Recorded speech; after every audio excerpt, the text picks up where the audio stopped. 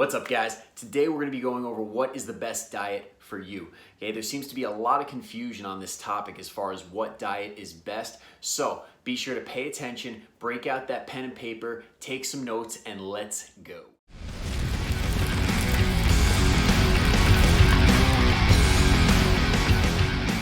Every single day you're bombarded with different information, preaching about how each diet is so much better than the other one. Well, today we're going to figure out how to find out which one is the best one for you.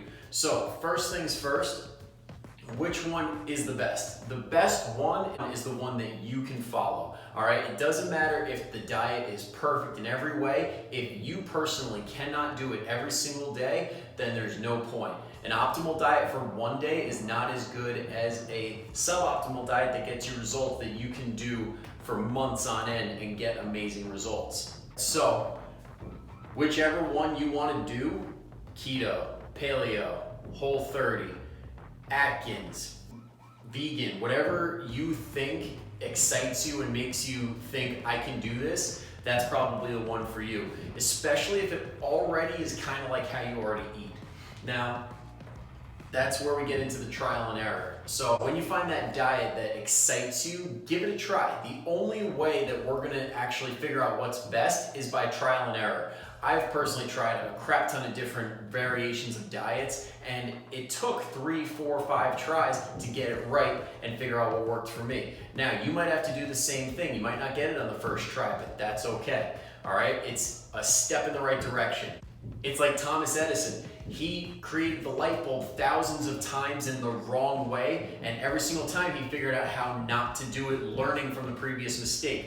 Diets are no different. You're gonna learn what works for you, and you're gonna learn a better way to do it just for you. Okay, now, when you pick a diet, one of the things to keep in mind is what you're trying to get out of it. So you wanna run it through a small checklist. First things first, is it working? Okay, if you're hopping on the scale every single day and you look down and not a damn thing changes, then what are we doing here? All right, so not to say that you should see progress day to day. It might take weeks or even months to see the number on the scale change, but there should be some sort of progress. Either shirts fitting a little bit looser, or maybe you took some measurements and they're slimming down, or maybe you just feel better. That's progress too. Now, that will take us to the improved energy. Now, when you get on a diet and you first start it, you should feel better. You should feel like, oh my God, I got this boost of energy because all of a sudden I'm eating all the right foods. I'm probably sleeping better because more times than not, when we start a good diet, there's also a workout program in there. Personally, I think that's the best way to do it. So if you're working out, you're eating right, you're sleeping better, your energy's better. Okay, that on top of, if you choose something that's really high in fruits and veggies and you get enough of all the essential vitamins and minerals, your body's gonna feel 1,000 times better. Okay, if you haven't already been taking it in. If you do the standard American diet, which is fast food 2 to 3 times a day, it wouldn't be surprising if you felt some crazy boost of energy when all of a sudden you're eating vegetables and fruit. Okay, now, sustainability. That gets back to the first thing that we were talking about. Is it sustainable? Can you personally do it 7 days a week, 24 hours a day? Now, if you hop on vegan and you're like me and you love your meat and you stare at a burger or you see some sort of buffalo chicken right smack in front of you and you're just like, oh my God, and you have to fight it every single time, that's not sustainable. All right, if you don't want to eat in the way that that diet directs you, all for the sake of doing it correctly, it's not going to happen. It's not going to work. So find something that you actually enjoy. Okay, it'll make life so much easier. Diets are hard enough. The name of the game is making them as easy as possible. Now, pros and cons. So, real quick, I'm going to put up all the diets right. All right, here are the major diets right now. Okay, there's no way I can put them all up on the board because there's going to be a new diet every month, every year. Okay, there's always something coming out, but these are the major ones that have stood the test of time or they're really popular right now. Here we have keto, paleo, intermittent fasting, if it fits your macros, Whole30, and vegan. That also includes vegetarian because I'm going to be going over some of the pros and cons for that. and they're very similar. So before we dive into the pros and cons, let me just say all of these diets are great. They will work if they put you in a caloric deficit. Now, when it comes to a caloric deficit, that means a amount of calories that you consume that after the week is up, your total number of calories will result in you having less weight on the scale. Now, in the beginning of your diet or your workout regimen, it might not show on the scale, but you might feel the clothes loosen up. If you take some tape measurements, you might see it there, okay? That kind of stuff is what's gonna get you results, is being in that caloric deficit. That's the prerequisite for all of these.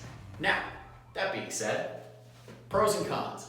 All right, so this is the part where I want you to think. I'm gonna be going over what is good and what is bad. So I want you thinking, when I say some of this stuff, in your head you might start thinking, I could probably do that. That sounds easy enough, and it already might be kind of how I eat already.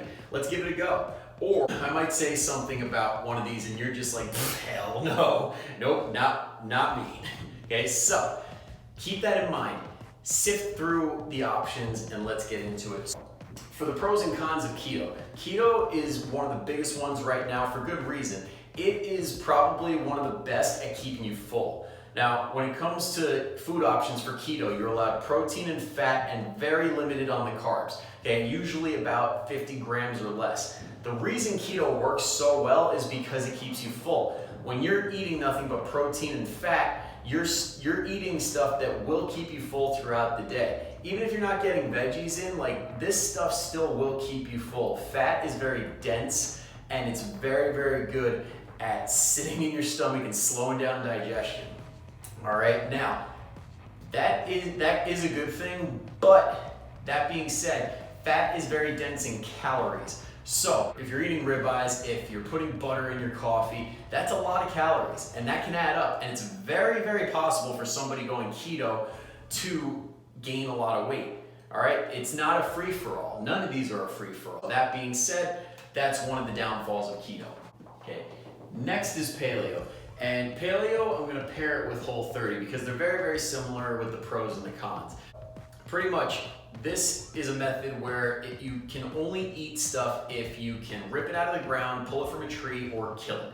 So, very high on the protein, very high on the fruits and veggies, which is why it keeps you full, why it works, and why it's very hard to overeat on calories. This approach, when you eat mostly whole food, that's where you get this crowd of people saying calories don't matter, just eat whole food. It's because it's very hard to overeat on whole foods, okay?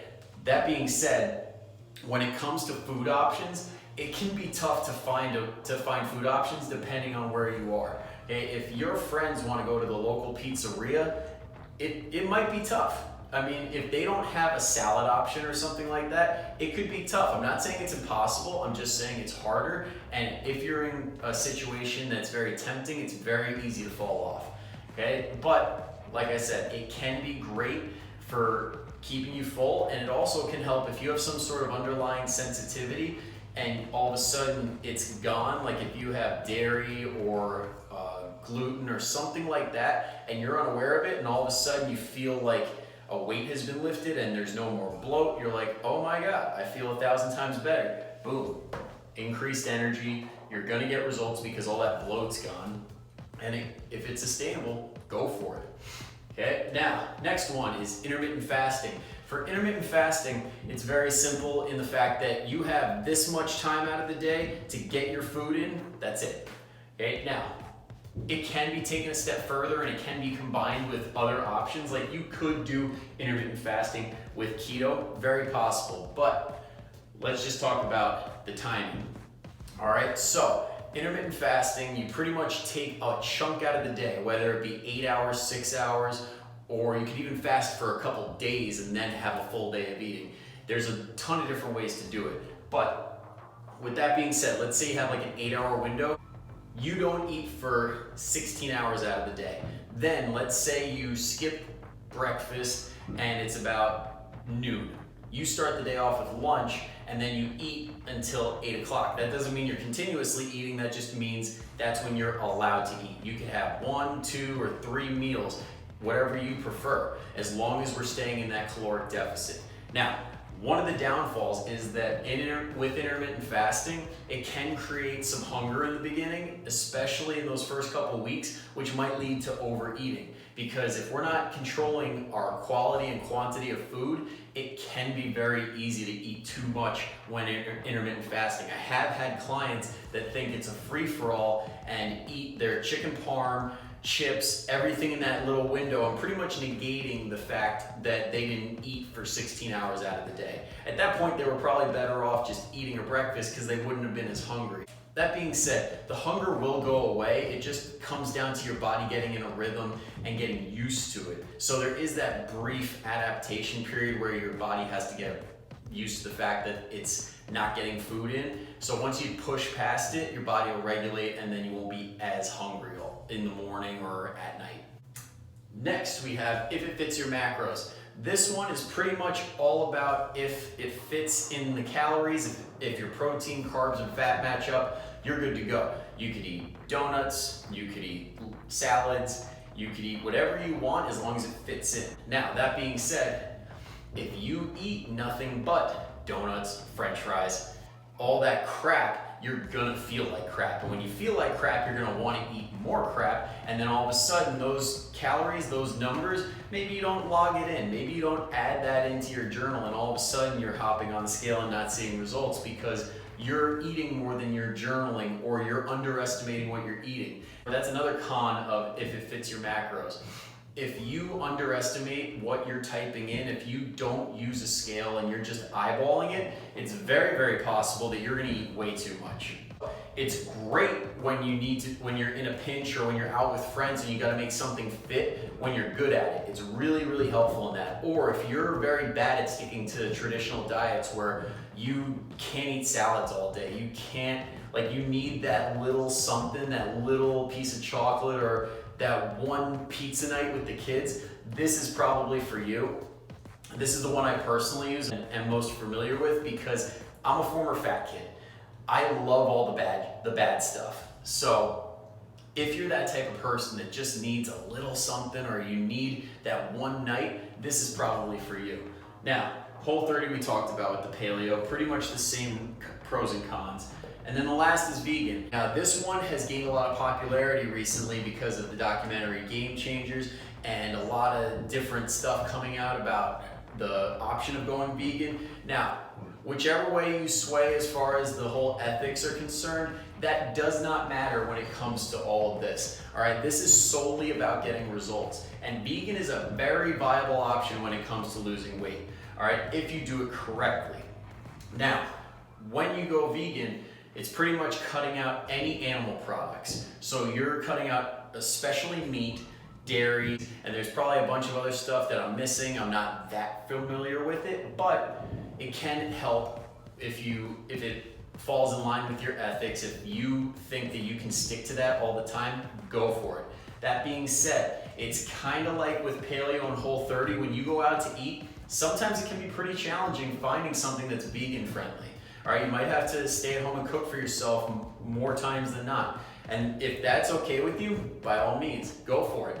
Okay, this is incredible. Vegan is incredible in increasing vegetables, which again, can get you that improved energy. It can get you great results because it's gonna fill you up and you should lose weight. Now, that being said, when you do go vegan or when you go into a lot of these, they can leave holes in your nutrition. They can leave these gaps in your micronutrients. So vegan, for example, a lot of people when they do it need to supplement iron or B12, and those are big when it comes to energy.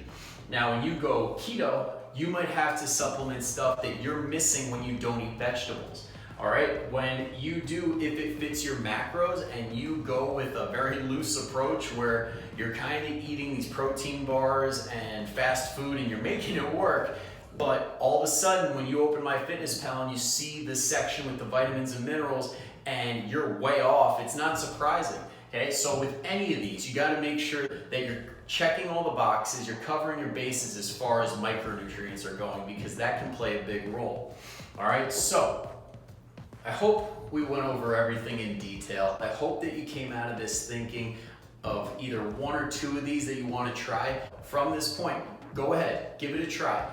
Do your research, find out what you need to do, make your meals for the week, and let's get to it. If you have any questions as far as how to get started, or you just have a question on anything we covered today, feel free to reach out to me directly at coachfits1@gmail.com.